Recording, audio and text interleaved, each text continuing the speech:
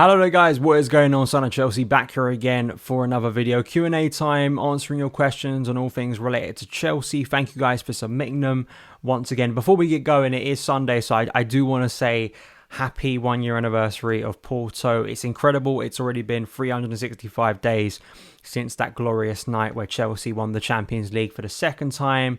Got the second star. Go back and watch that game again. I think I'll be probably later today reminiscing on that a bit more because it was such an extraordinary evening, one of the greatest nights I think in all of our lives supporting Chelsea. So happy 1 year anniversary. But let's get to your questions. Make sure you're hitting that like button, subscribe button, getting involved. The Todd Bowley era starts probably officially tomorrow, so really exciting on the channel I think in terms of what's going to be happening with the transfers. And I want to do these Q&A like probably once a week because there's going to be so many topics to cover in what is likely to be a very busy summer. But starting off here with Kinshuk on Twitter, who do you think would be an ideal wing-back cover, and do you think it makes sense to go for Cucurella for 45 million instead of Perisic, who can cover for both left wing back and right wing back, or even lesser known talents like Ram and Sosa, who have had good seasons behind them and would cost much less?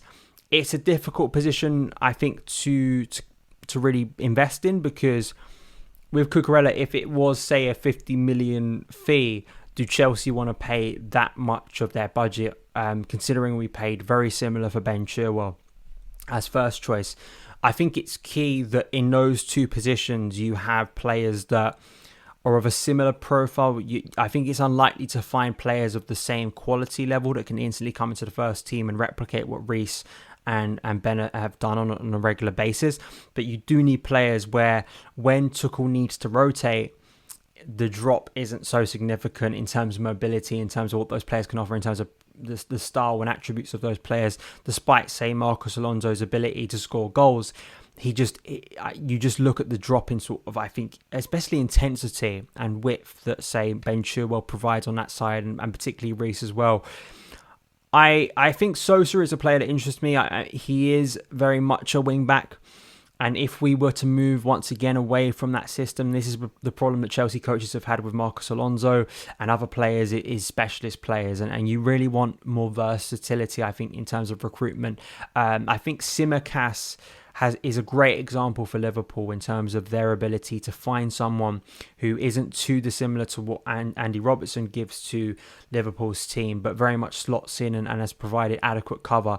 If Chelsea can find someone under the price tag of, say, 30 million, I think it'd be brilliant. I would like to see Ian Maatsen given a chance. I would like to see Dujon Sterling, particularly, who was given a chance in pre-season last year. Internal solutions, I'm not sure if this would be one of the first bits of business Chelsea do, particularly because you do have those internal solutions who could maybe provide something, but you really wouldn't want to see another season of Chelsea and Tuchel having to put, say, Pulisic or Hudson-Odoi in wing-back positions constantly, because I just don't think it helps their game, and I think maybe we could find more adequate solutions.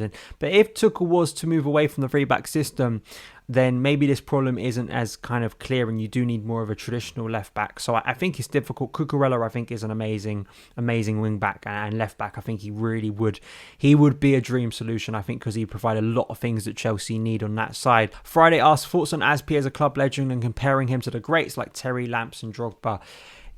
Dave has been such an incredible servant for Chelsea, despite, say, concerns about sort of his age and frailties at this time in the Chelsea team. Listen, it's going to be difficult to compare to those three names. I've always said this, and maybe it sounds a little bit cringy, but if Chelsea were to have, say, a Mount Rushmore of sort of icons in our history, at least you'd kind of argue, I think a lot of people would argue all three of those names, Terry, Lampard and Drogba, have to be on it. But, those are names that are absolutely at the forefront there, particularly with other names, Peter Osgood, Gianfranco Zola, players who have very much defined eras at Chelsea. But Dave, I think, very much deserves to sit on that sort of pedestal. He is absolutely a club legend. That is undeniable, given what he has done, I think, in his career. I think what's so incredible is that when he arrived in 2012 as a backup sort of fullback to Branner at the time, I think it was, he just arrived after the Champions League win, where so many of those greats had sort of achieved the biggest thing in sort of Chelsea's history, and to get to that level himself and win a Champions League as captain is quite remarkable. He's been here nearly a decade, and I think he absolutely deserves to be a club legend. I think in most people's list, and this is not against Dave, I think people will put those three, the golden trio of Sadio, Abramovich era, above Dave, absolutely. But I do think that Dave is a club legend and will be fondly remembered. His legacy will be intact. I think he will be remembered as a great servant to this club, absolutely. Rebnat asks, this is a nice easy one. One word answer, Rice in yes or no? Yes.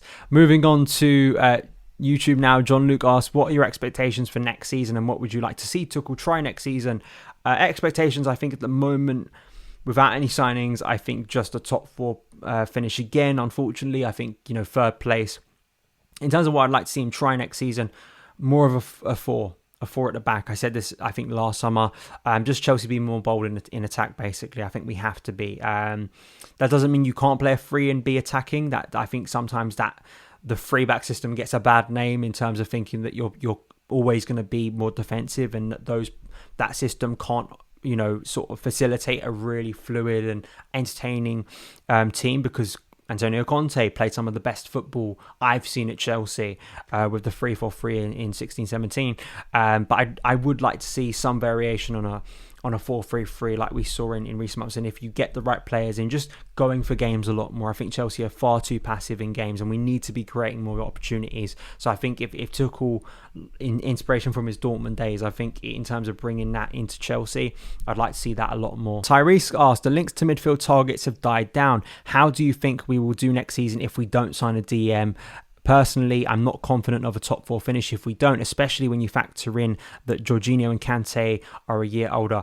Yeah, I am a little bit concerned once again hearing sort of murmurs that, Rice isn't available, Tchouameni's gone, so we'll just wait another year, problem.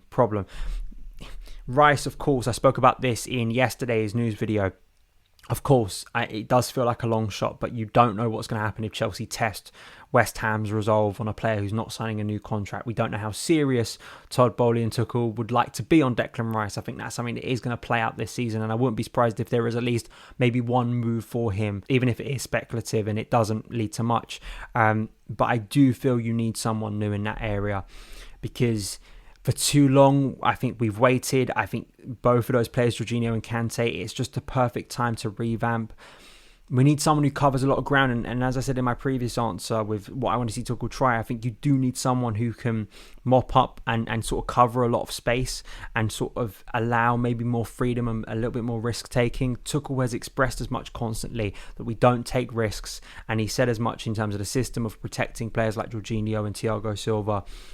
So that's a big concern, and I really hope that I'll maybe do another video on this in terms of alternative options to Declan Rice. I think there are names in the Premier League who have really impressed me and maybe would, for the short term at least, start to revamp that area that does need new investment, because we haven't replaced Matic. You need someone, a profile of midfielder that we just haven't had for so long, and I think it's so glaringly obvious now that Chelsea going another summer with just completely ignoring that area of the pitch, I think would be malpractice, really. I think if we have serious ambitions of moving forward and changing the team and improving in the Premier League, you cannot allow that position to go any longer without investment, in my opinion. Yash asks, what would be the targets Tuchel strives for this season? Does a season with 80 plus points tally and one or more trophies count as an excellent season?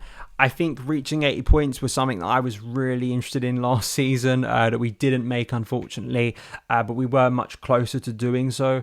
I think just making that, if you go beyond 80 points, I think even with the levels Liverpool and Man City have hit, I think you still would view it as a good season, a strong season, because it is.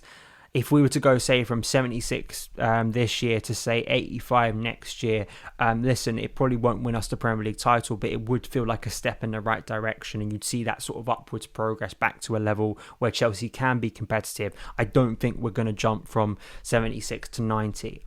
It would take something extraordinary to do that in 1 year. I know Liverpool did it between 17-18 and 18-19 when the title race went down to the wire with Man City, but it'd take a brilliant summer. It would take a summer where Chelsea get all the targets that we'd want, first choice targets, and all those signings come in and instantly gel. I mean, it would take and also you'd hope that Liverpool and Man City drop a level, which looks unlikely at the moment. But I'd say, yeah. And listen, you think with the way finances are and the way Chelsea, with some of the draws we get in these cup competitions, we're always going to have a good opportunity of getting quite far in these competitions. And it is about breaking that Wembley curse, because it's been going on for so long now.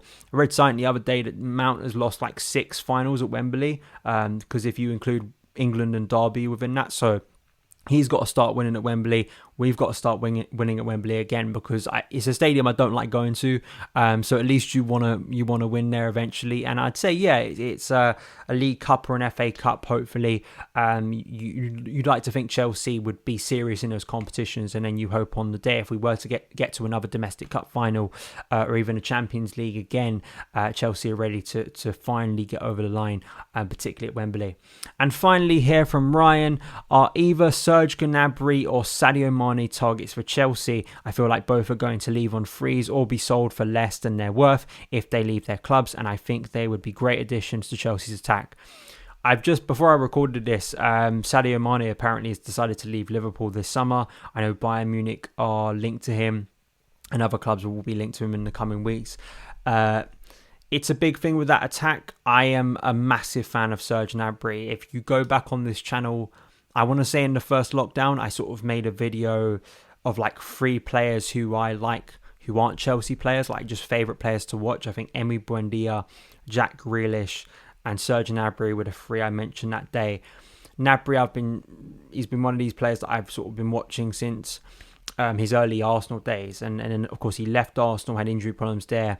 Eventually he's landed at Bayern Munich and is such a productive player. I do feel that if you're looking for, say, like a 27, 28-year-old, I know Mahrez has been mentioned. I know Sterling, obviously, too. Gnabry is a player that I would be looking at because I just feel that he has become so productive. Watch his performance against Chelsea. There's just an explosiveness to him. And I think there's going to be a variety of attackers Chelsea are linked to. Gnabry, a bit like Lukaku last year, is just a very personal one. I enjoy watching the player play football. That doesn't mean he's going to turn out to be a wonderful signing.